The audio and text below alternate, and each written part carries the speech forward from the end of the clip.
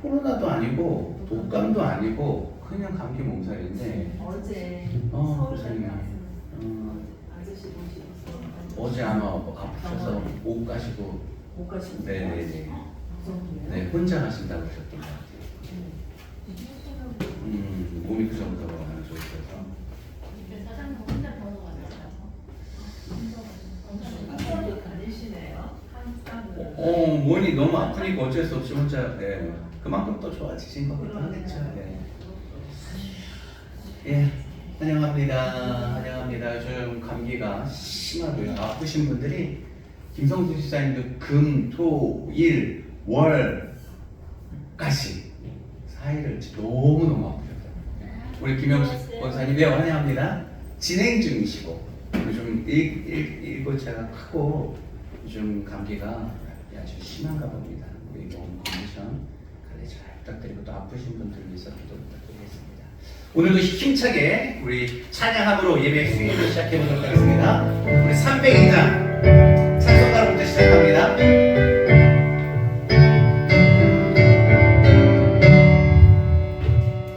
내 주 하나님 넓고 긴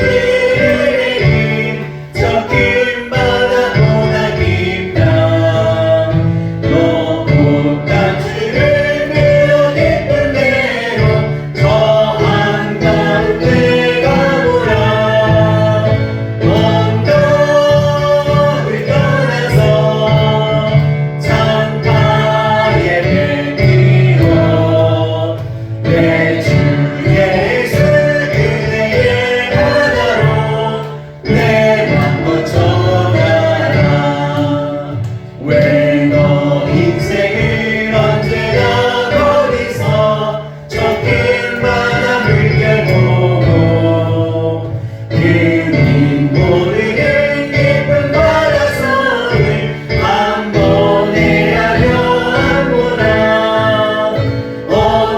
언덕을 떠나서 창가에 뱉기워 내 주 예수 은혜의 바다로 내 맘 뻗쳐가라 많은 사람이 얕은 물가에서 저 큰 바다 가려다가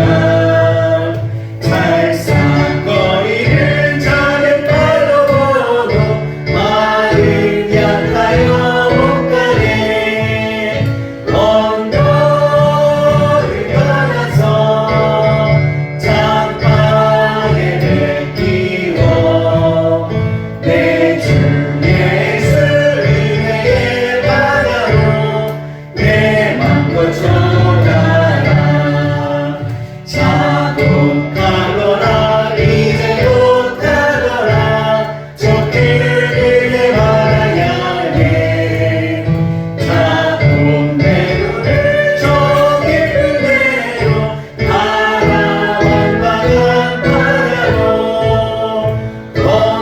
언덕을 떠나서 창가에 뱉기워 내 주 예수 은혜의 바다로 내 맘 뻗쳐가라. 아멘. 은혜 받으실 준비가 됐습니까? 우리 계속해서 찬송과 함께 찬양합니다.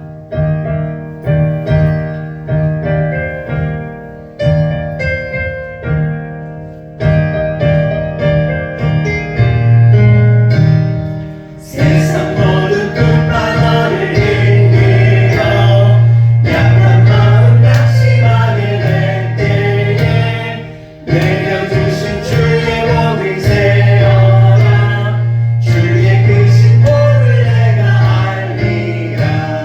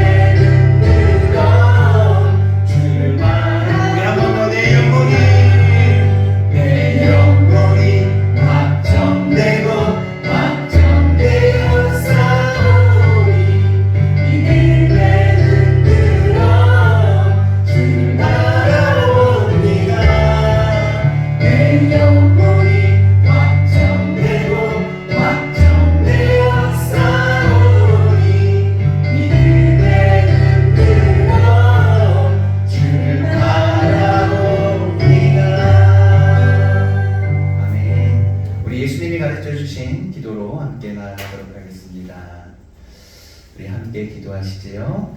하늘에 계신 우리 아버지, 아버지의 이름을 거룩하게 하시며 아버지의 나라가 오게 하시며 아버지의 뜻이 하늘에서와 같이 땅에서도 이루어지게 하소서.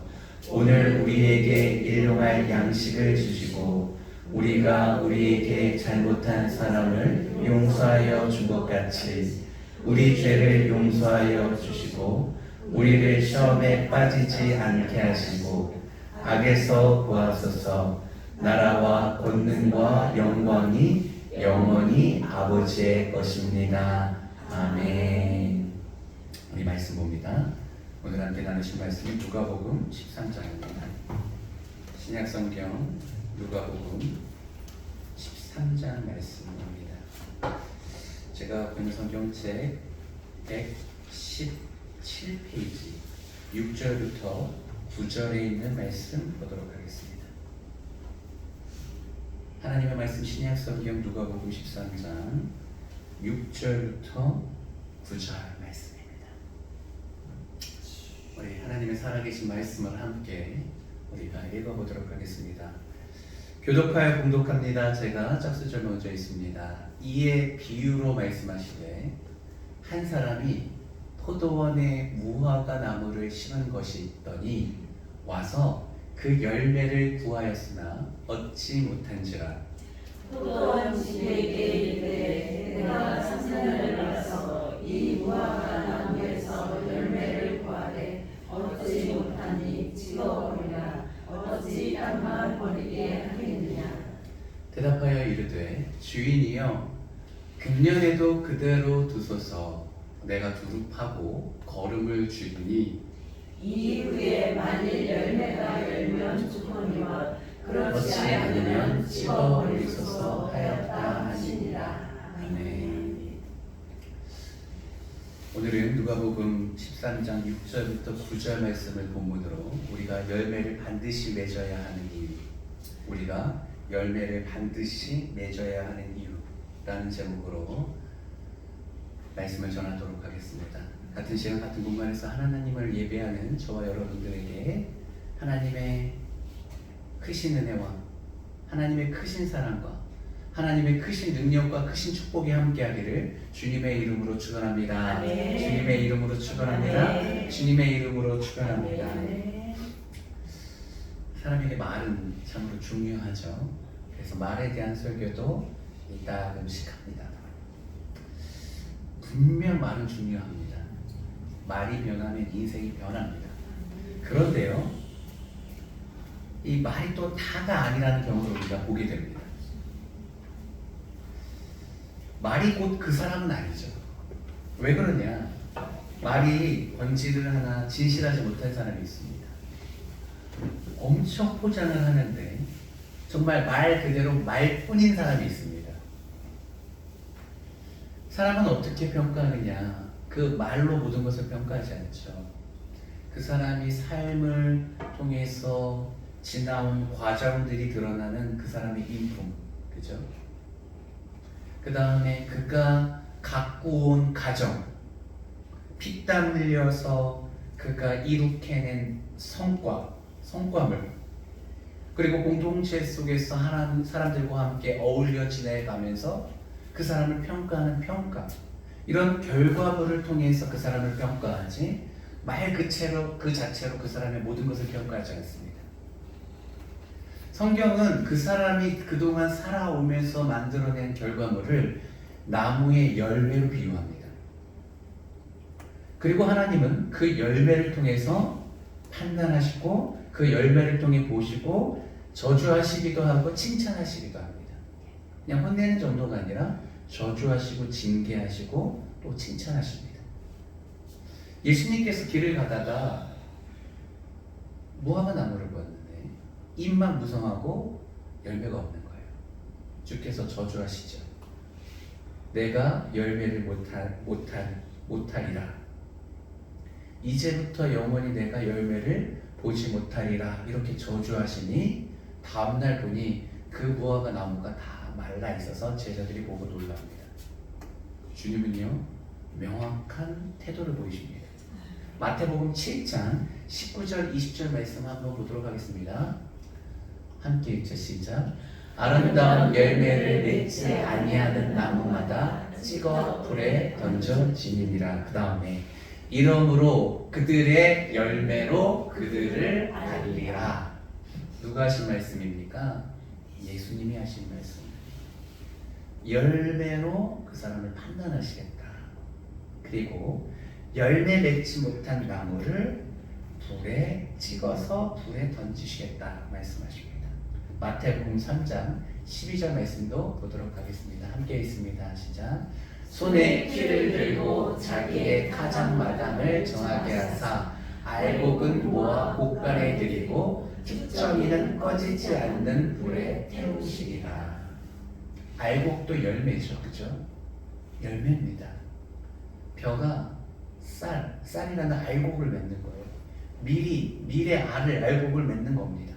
주님께서 마지막 날 기다리셨다가 그 열매를 거둬 들이시고 그것을 곡간 무엇입니까? 천국에 들이시고 그렇지 않는 쭉정이 겉으로 봤을 때는 안에 뭔가 있고 똑같이 감싸져 있지만 열어봤더니 속이 비어있는 거예요. 쭉정입니다. 그것은 어떻게 하십니까? 불에 태우시겠다는 겁니다. 주님의 태도는 열매를 보시고 판단하시고 그거에 대해서 칭찬과 저주로 명확히 나누신다는 겁니다. 우리가 하나님 앞에 섰을 때 알곡이 없으면 어떻게 말하겠습니까? 말이 길어지겠죠. 변명이 길어지겠죠. 그러나 열매가 있으면 그냥 열매를 보여주면 됩니다. 말이 필요 없는 것이죠.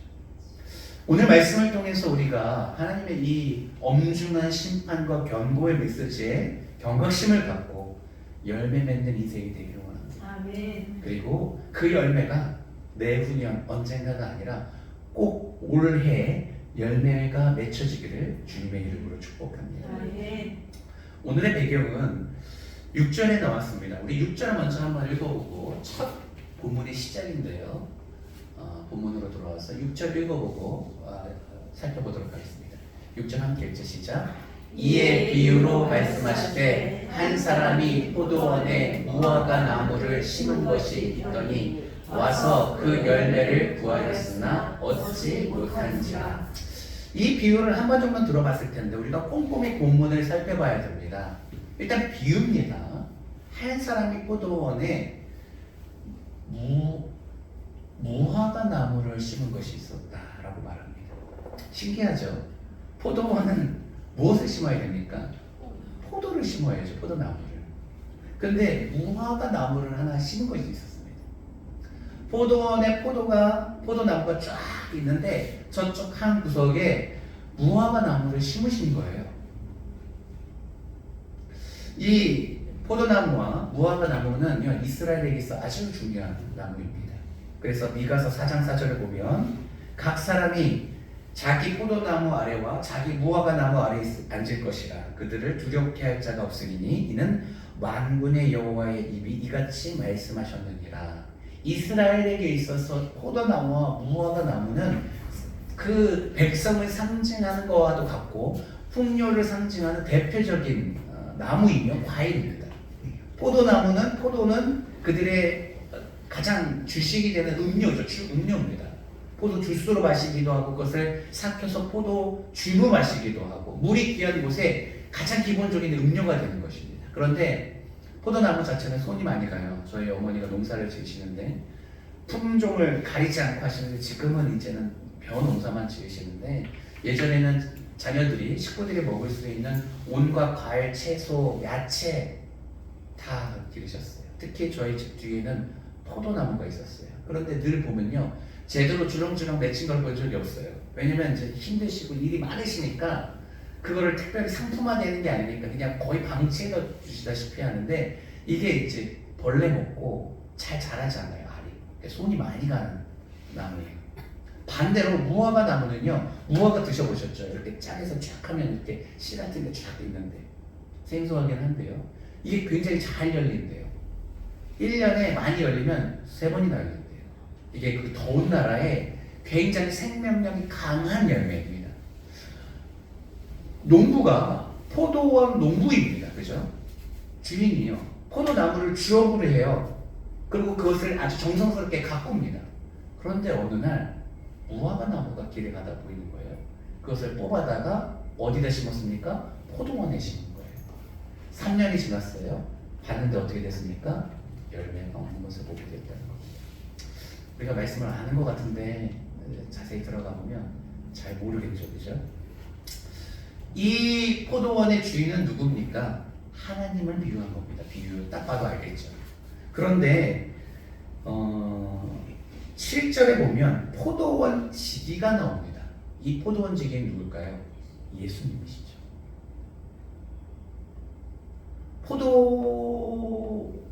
포도원의 포도는 누구를 의미할까요? 상황적으로 봤을 때 이스라엘 사람들인 것 같고요. 무화과는 누구겠습니까? 이방 사람들을 뽑아다가 심은 거죠, 그렇죠? 오늘 이 말씀을 통해서 명확히 우리에게 주시는 말씀이에요. 우리는 이방인들 아닙니까? 무화과 같이 그냥 길거리에 있는 존재예요. 하나님이 특별히 보살피는 이스라엘 사람들이 아니라 그냥 길거리 흔한 무화과 나무입니다.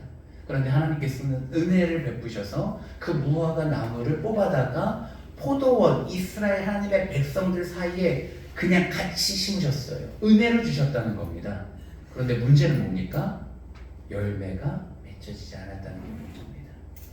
우리 그러면서 예수님께서 하나님, 이 포도원의 주인이신 하나님께서 이 포도원을 어떻게 대하시는지 볼 텐데요. 첫 번째는 하나님이 열매를 요구하신다는 겁니다. 우리 7절 말씀 읽어보도록 하겠습니다. 7절 같이 읽자. 시작. 포도원 지기에게 이르되 내가 3년을 와서 이 무화과 나무에서 열매를 구하되 얻지 못하니 찍어버리라. 어찌 땅만 버리게 하겠느냐.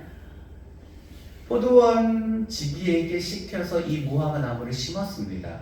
그런데 벌써 몇 년이 되었습니까? 3년이 지났습니다. 그런데 이 주인은 이 무화과 나무를 심은 이유가 있습니다. 왜 심었을까요? 열매를 구한다는 것이죠. 그래서 매년 와서 보는 거예요. 1년 와서 보고 2년 와서 보고 올 때마다 볼 때마다 무엇이 없습니까? 열매가 없습니다. 왜 심었는데? 열매를 얻기 위해서 심었는데. 그래서 포도원지에게 경고를 하는 겁니다. 3년이 되도록 열매를 맺지 못하니 어떡하냐? 우리 찍어버리자. 그냥 버려버리자. 그리고 이것을 버리는 이유를 이렇게 명확히 기록하고 있습니다. 맨 마지막 줄 뭐라고 써 있습니까? 어찌 땅만 버리게 하겠느냐. 하나님은요, 우리에게 열매를 구하시는데 열매를 맺지 못하면 어떤 문제가 생기냐면 이 나무가 오히려 영양분만 먹고 열매를 맺지 못하면 땅을 버린다는 겁니다. 이명희 교수 같이 있잖아요, 그죠? 이렇게 하시기 때문에 누구보다 더 잘하실 것 같아요. 밭은 영양분을 갖고 있는 땅이잖아요, 그죠? 영양분이 많아야지 식물이 뭘 심더라도 잘 자랄 텐데 어떤 식물이 심겨져는 있는데 영양분만 먹고 이 자리만 차지하고 있으면 다른 식물에게 피해가 된다는, 피해를 준다는 거예요. 그리고 오히려 그 땅을 버린다는 것이죠. 그래서 하나님께서는 이 포도나무를 정리하기를 원하시는 거예요. 왜냐? 땅을 버린다는 거예요. 하나님은 우리에게, 이방인된 우리들에게 은혜를 베푸셨습니다. 근데 그 은혜를 통해서 열매를 맺지 못하면 하나님의 나라에 오히려 피해가 된다는 거예요. 그래서 하나님께서는 정리하시기를 원하시는 겁니다. 달란트 비유가 있습니다. 주인이 각자에게 1달란트, 3달란트, 5달란트를 주고 갔다 왔는데 서로 남긴 게 다르죠. 어떤 사람은 겁나서 잃어버릴까봐 묻어두고 있습니다. 어떤 사람은 그 달란트를 통해서 장사를 해서 벌었습니다.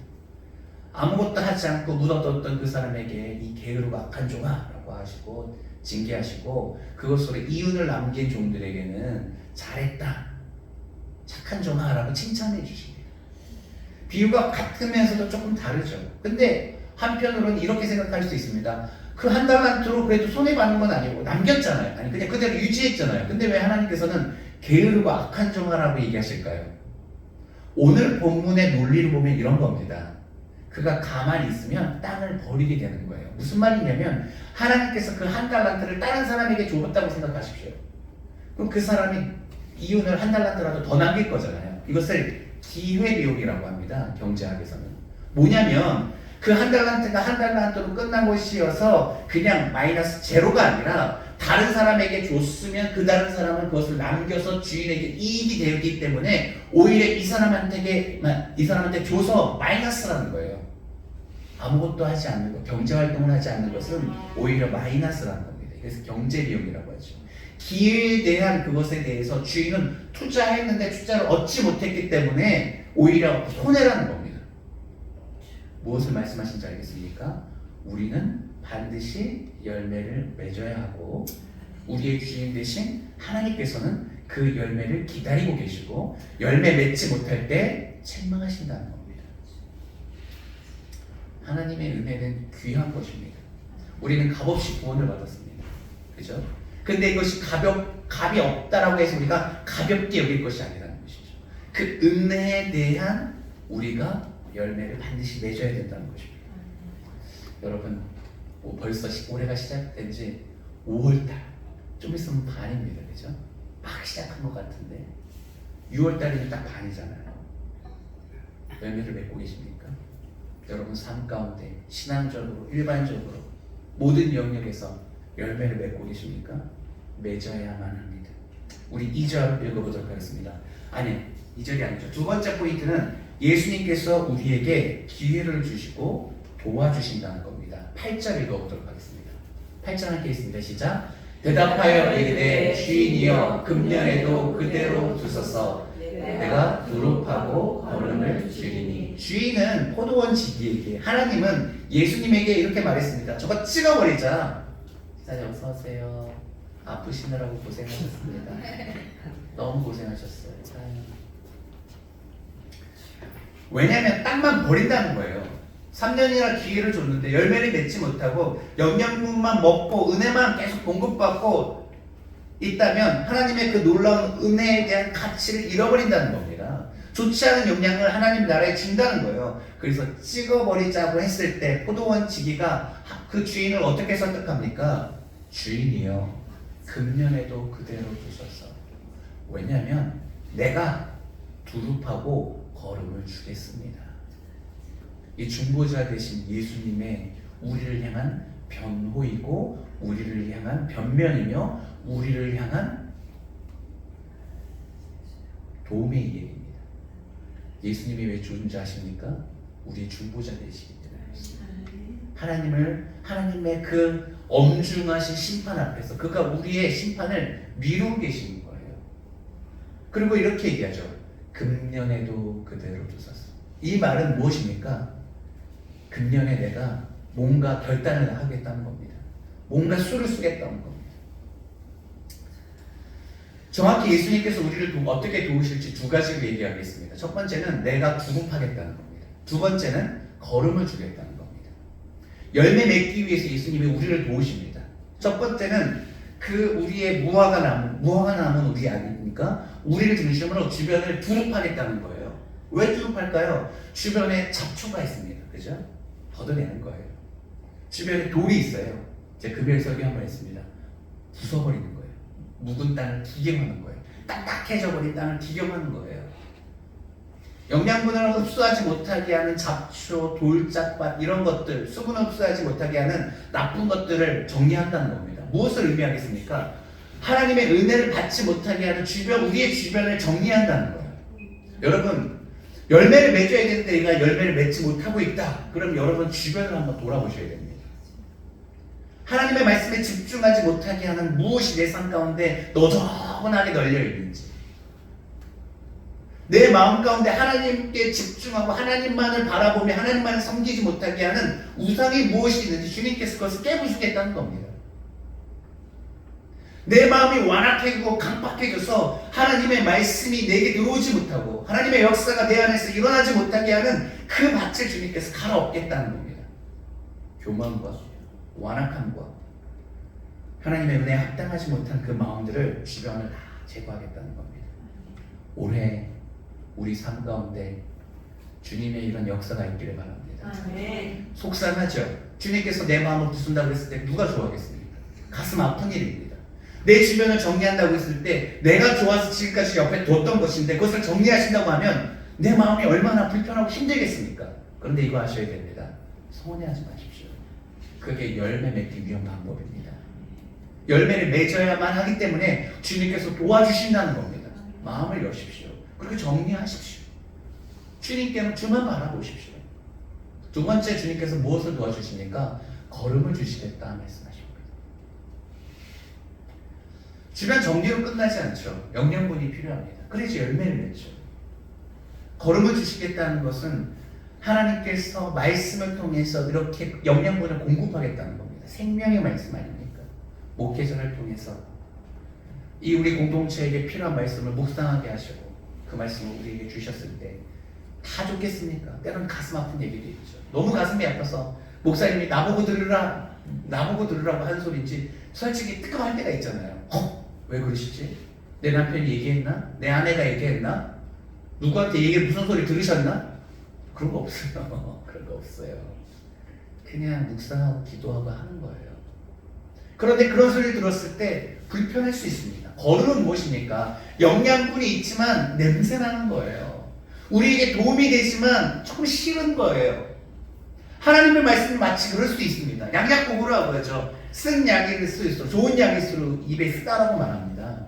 하나님의 말씀이 때로는 우리에게 가슴 아플 수 있습니다. 그러나 그것이 영양분입니다.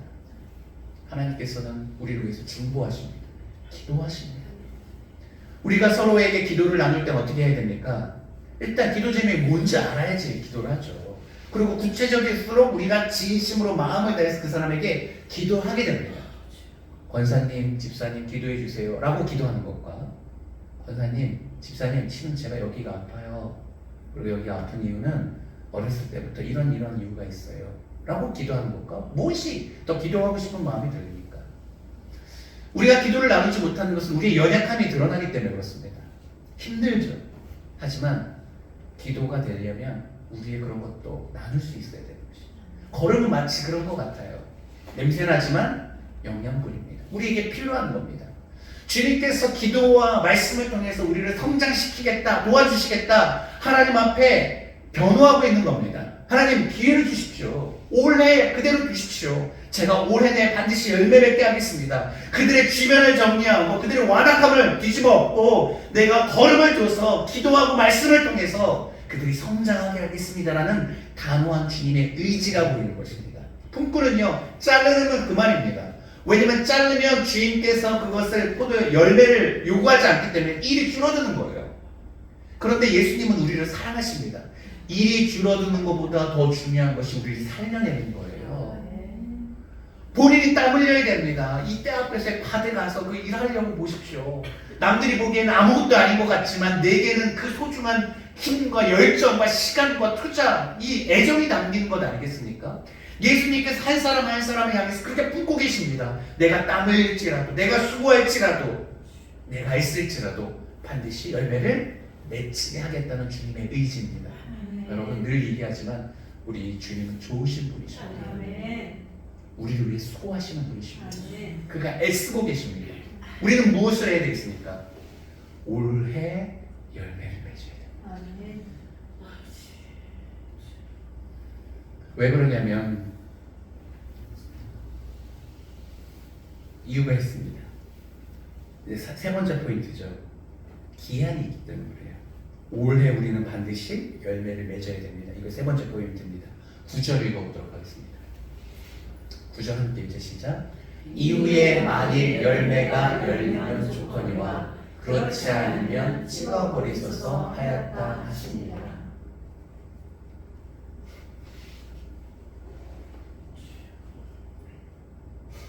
우리 인생의 기간 자체가 끝 리미트 한계가 있습니다. 천년 만년 살 게 아니죠. 100년 안짝입니다. 그죠? 간혹 100년을 넘기시는 분도 계시지만 그 안짝에서 우리는 살아갑니다. 그 안에 열매를 맺어야 되는데 우리의 생명이 그렇게 다 장수할 줄 알 수가 없는 거죠. 그렇기 때문에 우리는 1년 안에 열매를 맺어야 되는 거예요. 하나님께서는 3년을 이미 주셨습니다. 왜 3년일까 궁금했습니다. 근데 어떤 주석에 이렇게 얘기하더라고요. 예수님이 제자들과 사역한 시간이 3년이잖아요. 그죠? 그죠? 근데 열매가 없었습니다. 예수님께서 중보하시죠. 1년은 더 유예해달라. 근데 1년 안에 무슨 일이 일어납니까? 예수님의 죽으심과 부활과 승천과 10일 있다가 성령의 강림이 일어납니다. 그리고 그들이 열매 맺기 시작하죠. 3년으로 열매 맺지 못한 것이 단 1년 안에 성령의 역사를 통해서 그들이 열매를 맺기 시작합니다. 모든 인생이 우리가 언제 끝날지 모르는데 리미트 제한이 있다는 것입니다. 그래서 우리는 반드시 이 한 해 안에 열매를 맺어야 되는 것이죠. 예수님은 인자하신 분이십니다. 오래 참으시는 분이십니다. 하나님도 마찬가지시죠. 그러나 언젠가는 기한이 있다라고 성경에서 계속해서 반복적으로 얘기하시니 이것은 공갈 협박이 아니라 진짜 그렇게 하시겠다는 겁니다. 허풍이 아닙니다. 마태복음 25장 1절, 11절부터 12절 말씀 함께 읽어봅니다. 시작. 그 후에 남은 처녀들이 와서 이르되 주여 주여 우리에게 열어주소서. 12절. 대답하여 이르되 진실로 너희에게 이르노니 내가 너희를 알지 못하노라 하였느니라. 잘 알고 있는 열천의 비유입니다. 5명만 구원받고 5명은 나머지 잔치에 참여하지 못합니다. 그들이 주님 앞에 잔치문 11절 보십시오. 닫힌 이 문을 우리에게도 열어달라고 요청합니다. 그러나 주님께서는 뭐라고 대답하십니까? 나는 너희를 알지 못한다. 무슨 말입니까? 기회가 똑같이 주어졌는데 이 기회가 박탈당할 때가 있다는 겁니다. 나중에 와서 아는 척해도 예수님은 명확히 나는 너희를 알지 못한다라고 말하는 것이죠. 마태복음 25장 30절 말씀 함께 읽어봅니다. 함께 읽으시자. 이 무익한 종을 바깥 어두운 데로 내쫓으라. 거기서 슬피 울며 이를 갈리라 하니라. 이는 달란트 잔치의 마지막 결과입니다. 하나님께서 우리에게 똑같은 달란트를 주셨는데, 아니 각자 다른 분량이죠. 정확히 말하면 그것을 수고하고 애쓰지 않고 가만히 숨겨두고 놔둔 그에게 이 무익한 종이라고 말하고 있고 바깥 어두운데 내쫓으라고 말합니다. 슬피 울며 이를 갈며 후회할 때가 있다는 겁니다.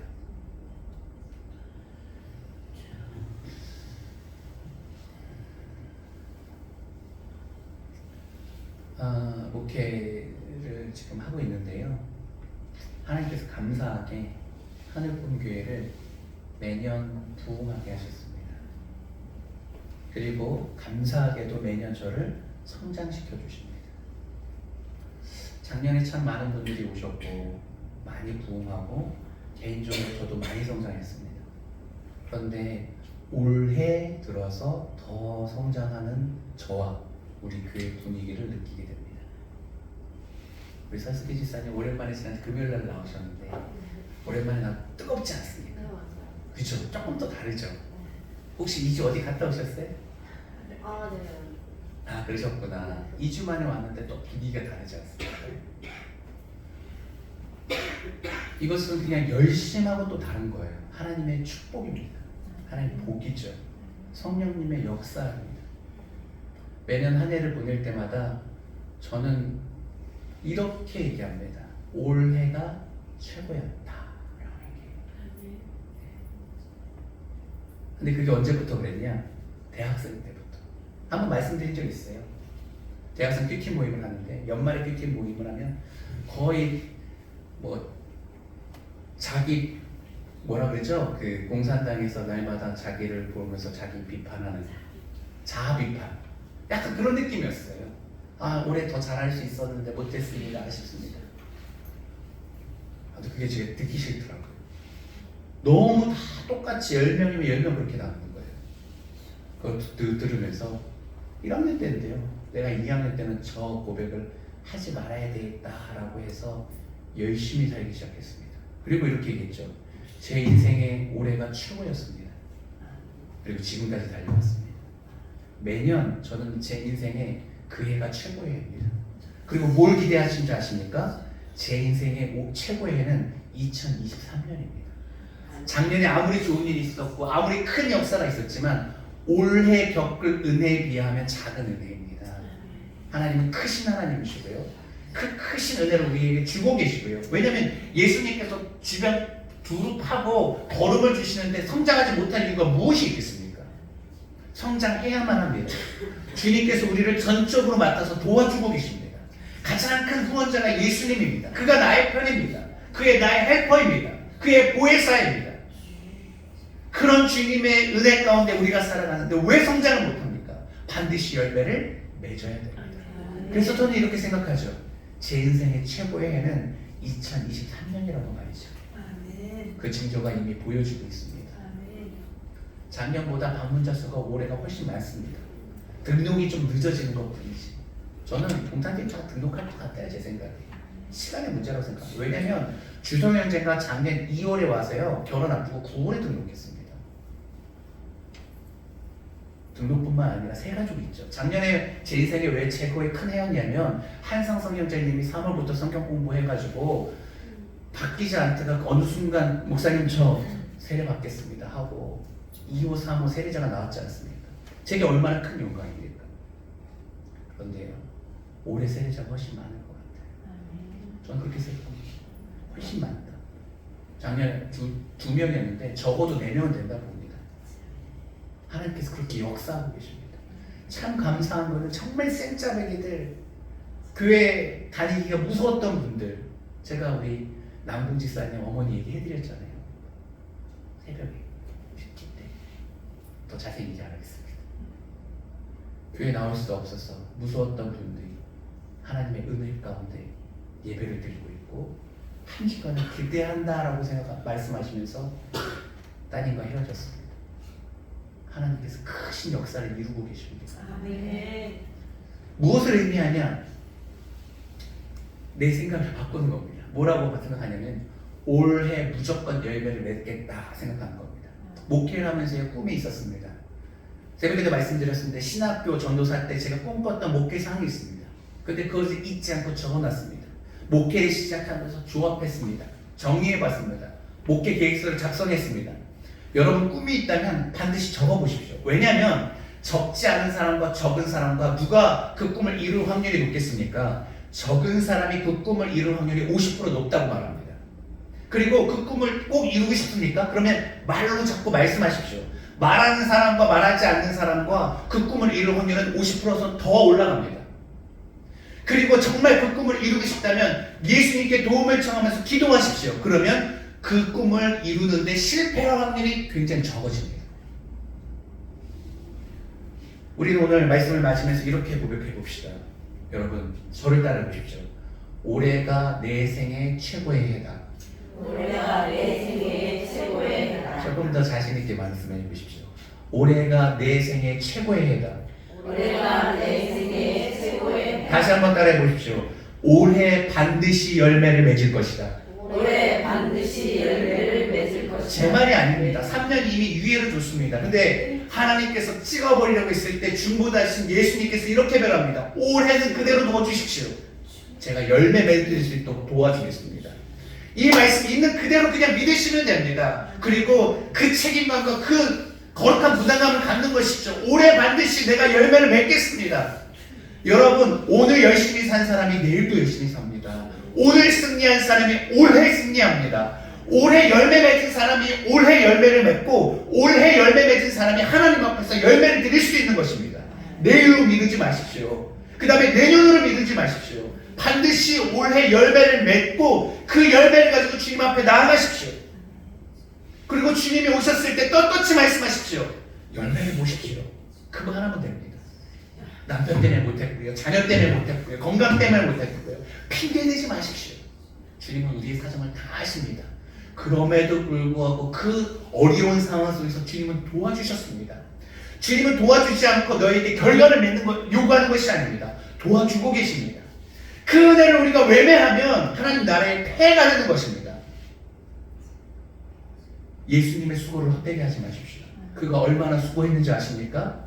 십자가에서 자신을 다 찢어버렸습니다. 물과 피를 다 쏟으셨습니다. 그렇게 했으면 대체 더 어떻게 합니까? 그리고 우리가 그렇게 열매를 맺을 수 있도록 자신의 영을 부어주셔서 우리와 늘 함께 24시간 동행하시면서 우리를 돕고 계십니다. 우리의 생각을 개조하기를 원하는데 우리가 외면하는 것이죠. 주변을 정리하십시오. 마음을 뺏기는 것 과감하게 정리하십시오. 포기하십시오. 갈아엎어버리십시오. 그리고 그럼에도 불구하고 내가 하나님 앞에 잘 나아가지 못한다. 교회를 가까이 하십시오. 자주 나와서 기도하십시오. 시간을 정해서 기도하십시오. 말씀을 정해서 읽으십시오. 내가 읽어서 그것을 묵상하십시오. 암기하십시오. 날마다 적용하십시오. 수요일, 금요일, 주일 여러분이 생각하는 것보다 훨씬 더 좋은 말씀이 지금 임하고 있습니다. 그것을 기록하시고 적으시고 암기하시고 되뇌이시고 하나님의 역사에 동참하십시오. 그러면 하늘꿈교회에 임하고 있는 이 놀라운 은혜가 여러분에게 임할 것입니다. 매년 최고의 해를 살아가고 있는 김준 목사의 놀라운 성령의 기름 부으심이 여러분에게 임할 것입니다. 교회를 가까이 하시고 하나님을 가까이 하십시오. 성령의 역사에 민감하게 반응하십시오. 그리고 성령이 여러분에게 감동 주시거나 말씀하시는 그 음성을 들으시고 그 즉시 순종하십시오. 손해봐도 순종하십시오. 바보같아도 순종하십시오. 남들이 뭐라고 멍청이라고 말할지라도 순종하십시오. 하나님께서 말씀하실 때는 그것이 이유가 있는 것입니다. 그리고 그것을 순종했을 때 하나님께서 어떤 열매를 주시는지 지켜보십시오. 다시 한번 우리 외칩시다. 올해가 내 생애 최고의 해이다. 올해가 내 생애 최고의 해이다. 올해 반드시 열매를 맺는다. 올해 반드시 열매를 맺는다. 아멘이십니까? 네. 성령의 열매는 무엇입니까? 사랑과 희락과 화평과 오래 참음과 자비와 양성과 충성과 온유와 절제입니다. 하나님께서는 우리의 성품에 아름다운 열매들이 맺혀지기를 원합니다. 그리고 우리가 하나님 앞에 나갈 때 우리의 면류관은 우리가 인도한 자들입니다. 여러분 열심히 섬기십시오. 그리고 주님의 나라로 그들을 초대하십시오. 우리가 하나님 앞에 보일 것이 있어야 됩니다. 다시 한번 말씀드립니다. 열매가 없을 때 우리의 말이 길어집니다. 우리는 하나님 앞에서 말없이 열매만 보여드리면 됩니다. 그리고 주님께서 마지막 날 이렇게 칭찬하실 것입니다. 착하고 사랑하는 종아 참 잘하였다. 이 모든 칭찬을 우리 모두가 듣기를 주님의 이름으로 축복합니다. 아멘. 우리 함께 기도해 라는 찬양으로 우리 함께 찬양 부르고 기도하는 시간 갖도록 하겠습니다. 우리도 모여 기도하며 열매를 위해서 기도하는 시간 갖도록 하겠습니다.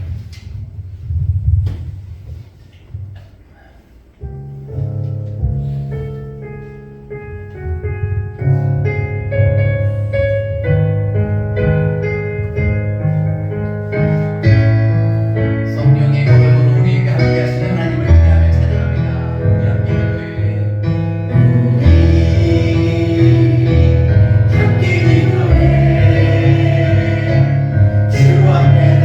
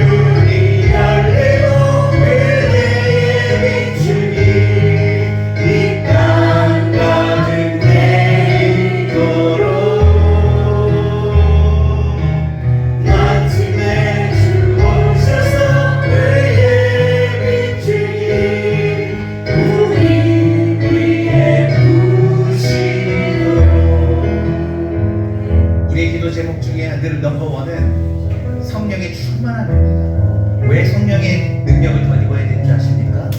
성령의 걸음 없이는 우리가 열매 맺기 어렵기 때문에 그렇습니다. 여러분 목표를 명확히 해야 됩니다. 열매를 반드시 맺어야 됩니다.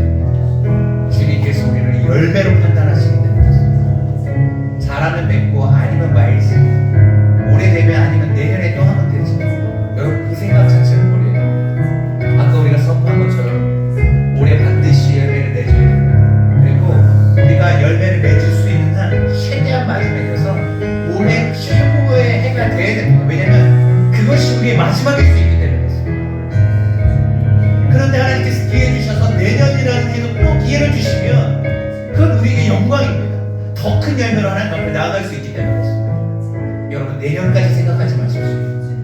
올해 반드시 열매를 맺어야 돼요. 그리고 지금까지 맺지 못한 그 모든 열매가 올해 다 맺혀야 되기 때문에 교회나 개인이나 다 마찬가지입니다. 가정이나 마찬가지죠. 그러려면 목표를 체계적으로 생각하시고 구체적으로 정하십시오. 우리 가족 중에 누가 올해 교회를 나와야 되는지 생각해 보십시오.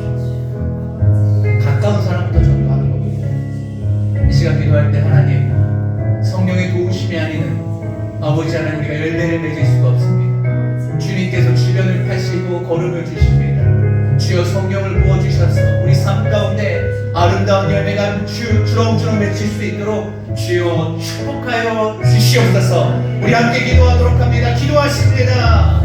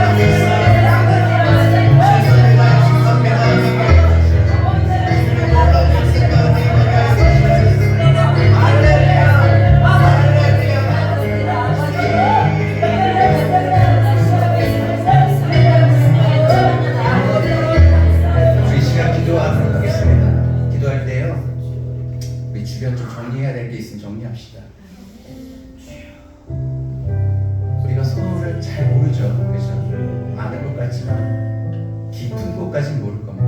마음의 은밀한 곳까지는 우리가 모르죠. 우리의 쓴뿌리가 무엇인지. 이 시간 성령님께 도움을 청하면서 사단의 역사와 대적합시다. 내 안에 있는 쓴뿌리 뽑게 하여 주시옵소서. 열매 맺지 못하게 하고, 열매가 맺지 못할 때는 분명히 이유가 있는 것입니다. 그거 발견해서 여러분 정리하셔야 됩니다. 그 외에도 중독의 영에 대해서 제가 잠깐 살짝 얘기를 하는데, 중독 해결하셔야 됩니다. 알코올, 니코틴, 마약, 도박, 성, 관계, 사람에 집착한 사람들이 있어요. 사람의 시선, 사람의 평판, 마음에 있는 탐욕, 여러분 다 정리하셔야 됩니다. 영양분이 다 글로 갑니다. 은혜 받고도 열매를 맺지 못한 이유가 있습니다. 하늘 성교에 이렇게 은혜가 풍성한데 여러분 왜 열매 맺지 못하십니까? 돌아보셔야 됩니다. 쉽게 생각할 게 아닙니다. 남들은 은혜 받고, 남들은 부흥하고, 남들은 성장하고, 남들은 축복받는데 왜 내게는 열매가 없어집니까? 영양분을 잡아먹고 있는 나쁜 무엇인가 암세포가 있기 때문에 그렇습니다. 사단 노름이 쫓아냅시다. 주여, 내가 다스린 예수 그리스도의 이름으로 명하노니 내 안에 있는 모든 중독을 파쇄하여 주시옵소서. 내 안에 있는 나쁜 생각, 암덩어리를 아버지 제거하여 주시옵소서. 주께서 두릅하시겠다 말씀하셨습니다. 이 기회에 정리하여 주시옵소서. 갈아엎어 주시옵소서. 교만 갈아엎어 주시옵소서. 완악한 마음 갈아엎어 주시옵소서. 아버지 성령이 충분히 역사하여서 내 마음이 부드러워질 수 있도록 말씀이 열매맺을 수 있도록 주여 친히 역사하여 주시옵소서. 주 예수 그리스도 보혈을 의지하여 우리 선포하며 함께 기도하도록 하겠습니다. 함께 기도하십니다.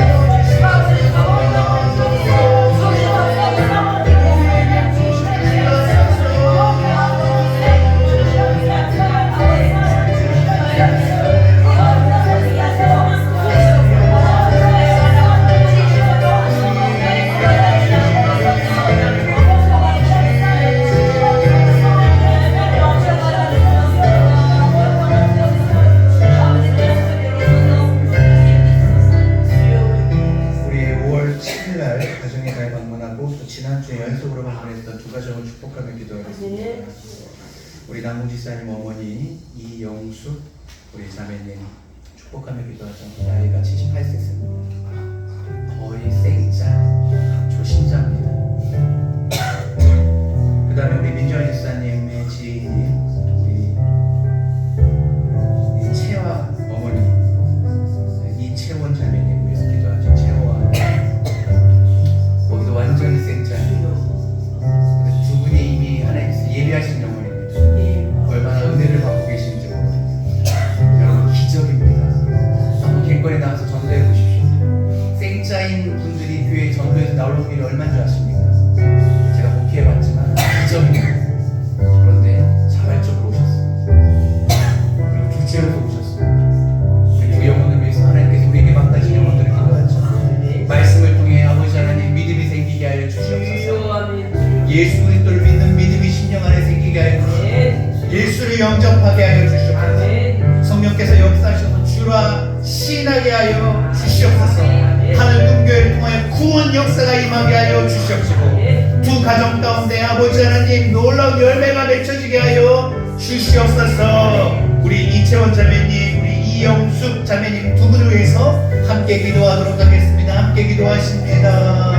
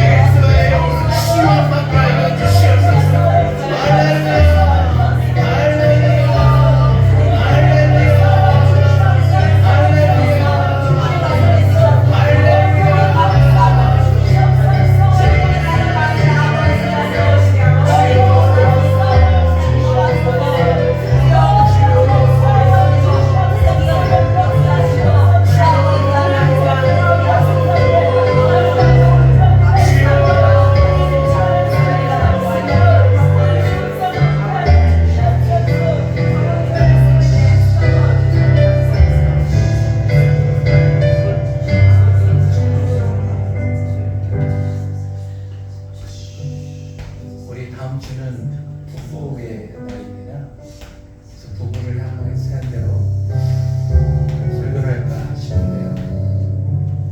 우리 교회도 부부의 관계로 인해서 아파하는 일들이 있습니다. 회복 중인 일들도 있고 그 과정 가운데 있는 일들이 있습니다. 우리 특별히 이 시간 기도할 때 우리 하늘분교회 모든 부부가 아버지 하나님 주님 안에서 하나 되게 하여 주시고 삶을 파괴하고 가정을 파괴하는 것이 아니라 주님의 은혜 가운데 부부가 화합하게 하여 주시옵시고 서로를 사랑하며 섬기게 하여 주시고 그 부부의 그 관계 속에 숨겨져 있는 하나님과 예수님과 교회의 놀라운 진리들을 발견하게 하여 주시옵소서. 우리 하늘분교회 모든 가정들의 부부관계를 위해서 함께 잠시 중보하는 시간 갖도록 하겠습니다. 기도하십니다.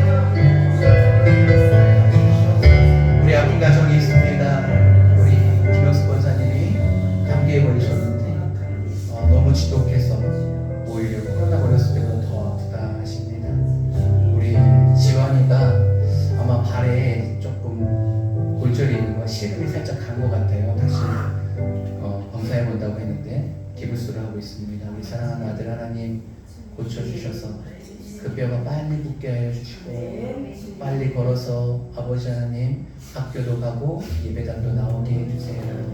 우리 지아님이 축복하며 기도하시고요. 우리 감기 몸살로 고생하고 있는 우리 김영숙 권사님 아버지 하나님 질병을 짧게 하셔서 빨리 회복되게 하여 주시옵소서. 우리 또 병자들 아프신 분들이 있습니까?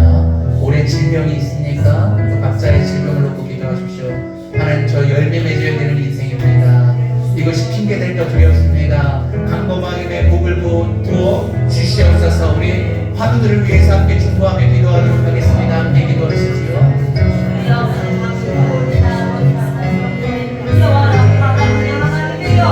아버지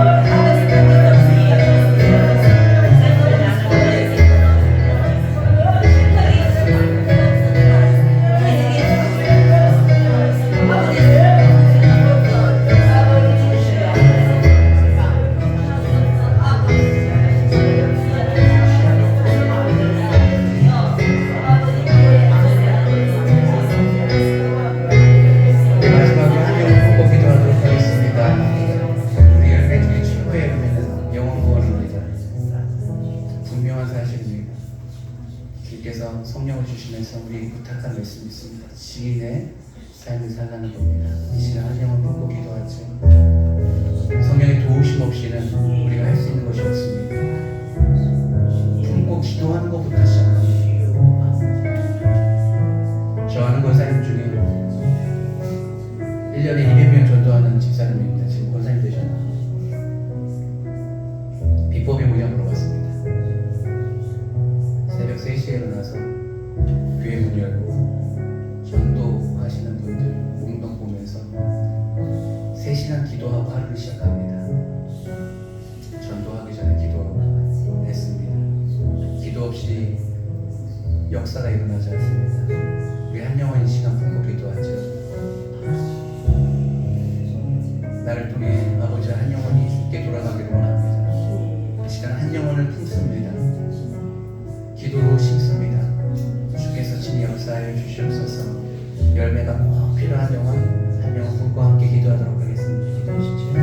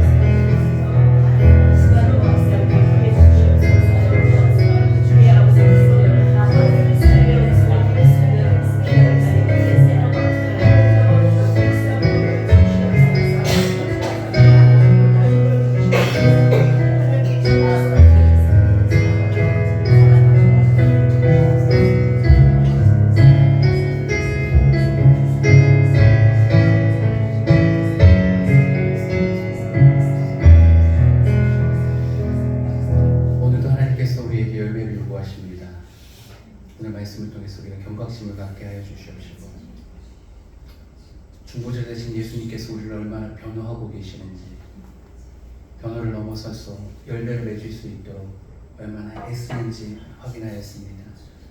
우리는 예수님을 필요로 합니다. 예수님께서 우리에게 중보자 되신 성령을 선물로 주셨습니다. 성령이 쉽지 않고 우리의 주변을 들어엎으시고 걸음을 주고 계십니다. 우리는 반드시 열매를 맺어야 됩니다. 그 하나님의 은혜를 날마다 귀히 여기며 감사히 여기며 믿음으로 반응하여 우리 삶의 열매가 맺히게 하여 주시옵소서. 하나님께서 오래 두고 보신다 말씀하셨습니다. 그러므로 우리는 반드시 올해 열매를 맺어야 됩니다. 그러기 위해서는 오늘도 심어야 됩니다. 성숙하고 성장하게 하여 주시옵소서. 우리의 인격을 다듬어 주시옵소서. 우리의 사역 가운데 함께하여 주셔서 아버지 하나님 많은 열매들이 맺히게 하여 주시옵소서. 오늘은 우리가 선포했던 것처럼 2023년이 그 전에 아무리 큰 은혜를 받았을지라도 비교되지 않는 최고의 해가 되게 하여 주시옵소서. 이를 위해 기도하며 나아가게 하여 주시옵시고 한 말씀 한 말씀 귀히 여기어 신비에 새기게 하여 주시옵시고 그 말씀 붙잡고 기도하며 살 때 삶 가운데 크신 역사를 보게 하여 주시옵소서. 하늘꾼 공동체 주님께서 축복하셔서 귀한 영혼들 아버지 보내주신 것 감사합니다. 우리 이영숙 아버지 자매님을 위해서 축복하며 기도합니다. 주님께서 그 마음을 만져 주시옵소서. 아버지 하나님 이채원 자매님 축복합니다. 우리 채아 축복합니다. 아버지 하나님 그 가정을 통하여 하나님의 놀라운 역사를 이루어 주시옵소서. 아버지 하나님 끊임없이 하늘 군교에 귀한 영혼들 보내어주고 계십니다. 아버지 하나님 환영할 수 있는 우리 마음을 허락하여 주시옵시고 기도로 섬기게 하여 주셔서 하늘 군교에서 함께 신앙생활할 때 하나님의 나라가 우리 공동체를 통하여 계속해서 커져가는 것을 보게 하여 주시옵소서. 수요일마다 우리가 중보로 기도합니다. 이 기도를 통하여 하나님의 크신 역사가 이루어지게 하여 주시니 감사합니다. 더 많은 이들이 모여 기도하기 힘쓰게 하여 주시옵시고 기도 가운데 역사하신 하나님을 모두가 경험하여 더 크신 하나님 찬양하게 하여 주시옵소서. 우리의 기도를 들으시고 이루시는 예수 그리스도의 이름을 붙잡고 간절히 기도합니다.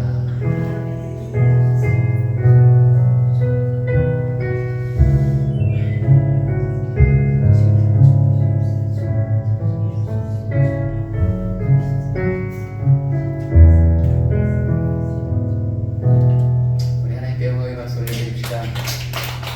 오늘 여기 오셨던 분들 제 기억력이 좋아서 다 기억할 수 있을 것 같거든요. 연말에 제가 숙제 하나 드리겠습니다.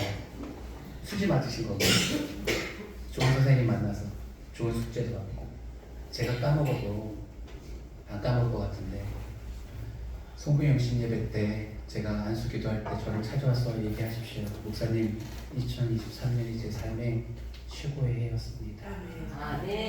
꼭 얘기하셔서 저도 보람있고 저도 그런 여러분에게 부끄럽지 않도록 최선을 다해서 살겠습니다. 숙제 기억하시죠? 이필련 목사님 숙제 기억하시죠? 네. 이번 올해는 성부형 신예배도 한번 참석해 보세요. 되게 좋아요. 되게 좋습니다. 네, 오늘 빨리 제가 끝내서 식당 가서 딱 자리 잡고 먹으려고 했는데 쉽지가 않네요. 네, 오늘 저희 아내도 병원 바로 간다고 하고요. 네, 나머지 분들 다 가능하시죠? 오랜만에 우리 서지사님 같이 식사 가능하시겠습니까? 내가 오늘 찍었다고 아, 빨리 가가지고 알겠습니다. 우리 그러면 여보가 아예 뒷정리 해주실 것 같고 병원 가실래요? 네, 우리